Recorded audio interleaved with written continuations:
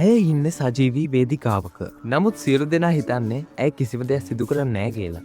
ඔන්න ජජස්ලා එකින් එක්කෙනා රෙඩ් බටන් එක ප්‍රෙස් කරන්නත් පටන් ගන්නවා. කිසිම chance එකක් දෙන්නේ නැතුව කෙලින් එළියට යන්න කියලා. විනිශ්චය මණ්ඩලයේ කෙනෙක්වත් අදින ගමන් තියෙද්දි මේ වෙලාව වෙනකොට සිකියුරිටිලා එයා ගාවට එන ගමන් හිටියේ. ඊට පස්සේ එයා කුඩු වර්ගයක් එයාගේ චිත්‍රෙට ඉස්සා. මෙන්න මෙතනදී තමයි කවුරුත් නොහිතපු මැජික් එක සිද්ධ වෙන්නේ.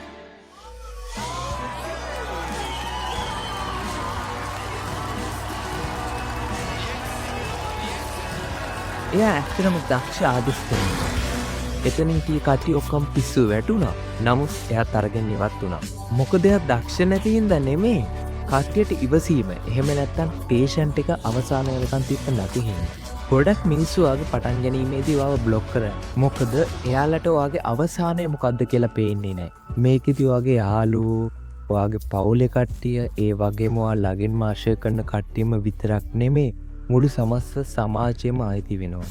කවුරුත් විශ්වාස කරන්නේ නැති මොහොතේ පවා ඔයාගේ වැලියු එක, ඔයාගේ ඩෙන්ටිටි එක පෙන්වන්න. ඔයා පරාජයට පත් වෙනවා කියන්නේ ඔයා අසාර්ථක පුද්ගලෙක් නෙමෙයි.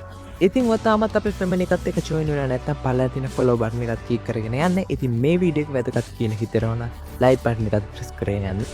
ඉතින් අතර ගිහින් එන්න. you goodbye.